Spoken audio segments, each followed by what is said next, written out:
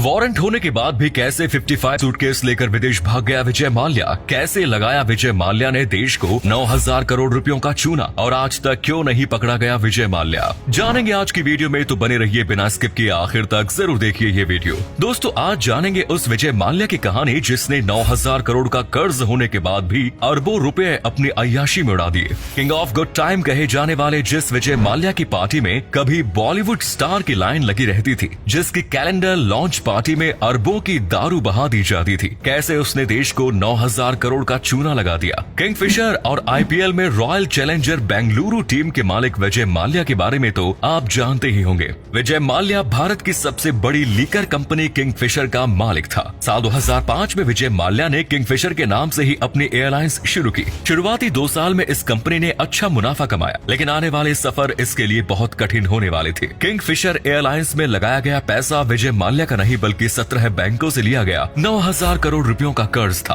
विजय माल्या अपनी एयरलाइंस के सीईओ के रूप में खुद 33 करोड़ की सैलरी लेता था। साल 2008 में भारत में मंदी बढ़ने लगी, तेल के दामों में बढ़ोतरी हुई और किंगफिशर एयरलाइन को होने वाला फायदा अब नुकसान में बदल गया। इसी साल कंपनी को 934 करोड़ रुपयों का नुकसान हुआ। इसकी भरपाई करने के लिए विजय माल्या ने फिर से लोन लिया। 2009 में विजय माल्या का ये कर्ज 5,000 करोड़ रुपयों से भी ज्यादा था, जिसमें बैंकों का ब्याज मिलाने के बाद ये 7,000 करोड़ से भी ज्यादा हो गया। साल 2009 में फर्जी दस्तावेज और बैंक कर्मचारियों को 16 करोड़ की रिश्वत देकर आईडीबीआई बैंक से 861 करोड़ रुपयों का लोन हासिल कर लिया, जिसे वो अपनी एयरलाइंस और अपने कर्मचारियों की सैलरी देने में लगाने वाला था। लेकिन उसने ऐसा कुछ भी नहीं किया। फर्जी कंपनियों की मदद से विजय माल्या ने इस पैसे को अपने यूरोप के अकाउंट में ट्रांसफर करवा दिया और इसी पैसे से उसने F1 रेस को ऑर्गेनाइज किया। विजय माल्या के पॉलिटिकल कनेक्शन भी मौजूद थे और साल 2010 में वो राज्यसभा MP बन गया। अय्याशी में डूबा हुआ विजय माल्या अपने कर्मचारियों को सैलरी तक नहीं दे पा रहा था, जबकि अपने 60th बर्थडे पर उसने स्पेन से सिंगर बुलाकर करोड़ों रुपए अपनी पार्टी में बहा दिए। इस पार्टी के बारे में RBI गवर्नर रघुराम राजन ने भी देश को मूर्ख बनाने की बात कही।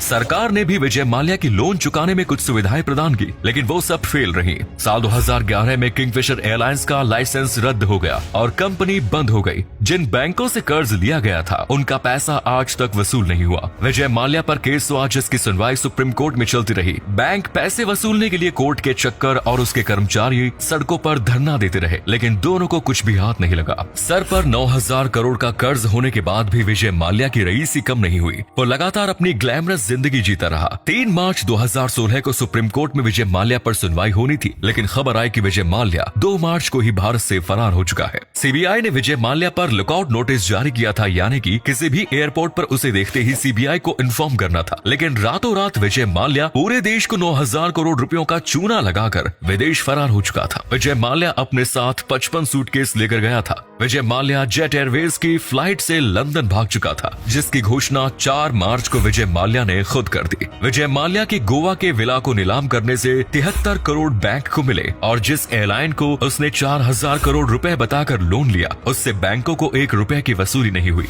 विजय माल्या की बाकी प्रॉपर्टी बेचने के लिए भी बैंकों को एड़ी चोटी का जोर लगाना पड़ा, लेकिन उसके बाद भी उनकी वसूली ना के बराबर रही। आज विजय माल्या लंदन में है और उसके ठाट बाट आज भी कम नहीं हुए। वेस्टमिंस्टर कोर्ट में सुनवाई के लिए आने वाला विजय माल्या आज भी अपने पूरे ठाट बाट में दिखाई देता है। अपने आप को कंगाल बताने वाला विजय माल्या आज भी हजारों करोड़ों की प्रॉपर्टी का मालिक है और ऐश से अपनी जिंदगी जी रहा है। विजय माल्या को भारत लाने की पूरी कोशिश की जा रही है, लेकिन कोर्ट में तरह तरह के बहाने बनाकर विजय माल्या भारत आने से बचता रहा है। अब तो शायद ही विजय माल्या भारत वापस आए और बैंकों को उनके पैसे वापस मिल पाए। तो वीडियो पसंद आई तो इसे अपने फ्रेंड्स और फैमिली के साथ जरूर शेयर करें। धन्यवाद।